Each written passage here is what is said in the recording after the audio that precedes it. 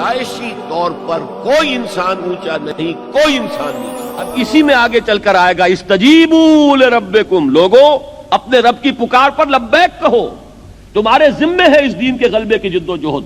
یہ سب کچھ سن کر اعراض نہ کرو، پیٹھ نہ دکھاؤ، منہ نہ موڑ لو، بلکہ یہ کہ اپنے رب کی پکار پر لبیک کہو، حاضر ہو جاؤ۔ وہ جو فیض نے کہا تھا وہ انداز ہمارے اندر پیدا ہو کہ واپس نہیں پھیرا کوئی فرمان جنوں کا، تنہا نہیں لوٹی کبھی آواز جرس کی، جب بھی کال آف ڈیوٹی آئی ہے ہم حاضر ہو گئے ہیں۔ تو اللہ تمہیں پکار رہا ہے، تمہارا خالق اور تمہارا مالک، کہ اس کے دین کی اقامت کے لیے اپنے آپ کو لگا دو۔ تو آپ کہاں جا رہے ہو؟ استجیبوا لربکم من قبل ان یاتی یوم لا مرد لہ من اللہ، اپنے رب کی اس پکار پر لبیک کہو اس سے پہلے کہ وہ دن آ جائے کہ پھر جس کو لوٹانے والا کوئی نہیں ہوگا۔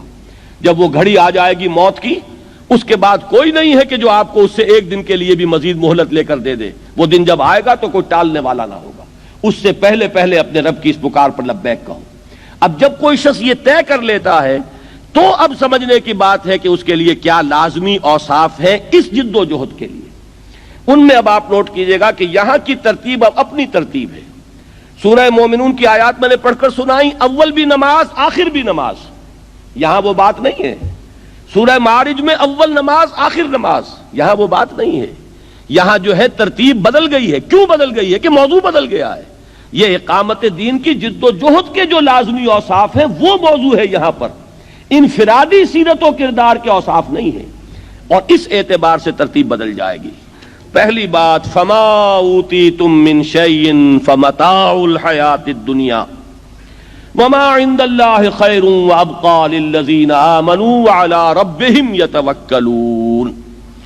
پہلی چیز اس میں وہ بیان ہو رہی ہے جو ایمان کا ایک خاص خلاصہ ہے، لب لباب، لیکن اس کا وہ جوہر جو اقامت دین کی جد و جہد کے لیے ضروری ہے، وہ کیا ہے؟ اس بات کا دل پر پورے طور پر نقش ہو جانا کہ اس دنیا میں جو کچھ بھی کسی کو ملا ہے وہ سوائے دنیا کے ساز و سامان کے اور کوئی اس کی حقیقت نہیں، برتنے کی چیز ہے، استعمال کی چیز ہے۔ اگر کہیں دنیا کی کسی شے کے لیے نگاہوں کے اندر کوئی قدر، اس کی کوئی عظمت، اس کی کوئی محبت، اس کے لیے کوئی طلب، اگر یہ چیز پیدا ہو جائے تو اقامت دین کی جد و جہد کی طرف پہلا قدم بھی نہیں اٹھے گا۔ گاڑی نوک کرے گی، چلنا چاہیں گے آپ جو ہے گیس دے رہے ہیں، گاڑی نہیں چلے گی، اس لیے کہ جب تک ایک انسان کی کیفیت یہ نہ ہو جائے جس کو کہ ایک حدیث میں کہا گیا ہے کہ دنیا و ما فیہا مچھر کے پر کے برابر نظر آئے۔ یہ بات جو حضور نے استعمال فرمائی کہ اللہ کی نگاہ میں اس دنیا و ما فیہا کی حیثیت مچھر کے پر کے برابر بھی نہیں ہے، اگر ہوتی تو وہ کسی کافر کو یہاں سے ایک گھونٹ پانی کا بھی نہ دیتا۔ یہاں کافر ہیں اور دنیا میں عیش کر رہے ہیں، مزے کر رہے ہیں، ساز و سامان ہیں، لمبی لمبی کاریں ہیں، مشرکین ہیں، اللہ کے باغی ہیں، اللہ کو گالیاں دینے والے ہیں، شریعت کا مذاق اڑانے والے ہیں، استہزاء کرنے والے ہیں، سنت کا مذاق اڑانے والے ہیں۔ دنیا میں ان کے لیے ریل پیل ہے، ساز و سامان ہے، کوٹھیاں ہیں، کاریں ہیں، کیا نہیں ہے۔ معلوم یہ ہوا کہ اللہ کا، اگر یا تو یوں کہیے کہ اللہ کو ان سے پیار ہے، ان سے محبت ہے، اللہ نے اتنی قیمتی چیزیں ان کو دے دی ہیں۔ اللہ کہتا ہے کہ میری نگاہ میں تو ان کی مچھر کے پر کے برابر وقت نہیں ہے، میں نے یہ سب کچھ اس لیے دے دیا ہے، یہ سب کاٹ کباڑ ہے، اس کے سوا کچھ نہیں۔ یہ تو تمہاری اپنی جو ہے ویلیو سٹرکچر تمہارا ہے، تمہاری نگاہوں میں ان شے کی جو ہے ان اشیاء کی عظمت ہے، ہماری نگاہوں میں ان کی کوئی قدر و قیمت نہیں۔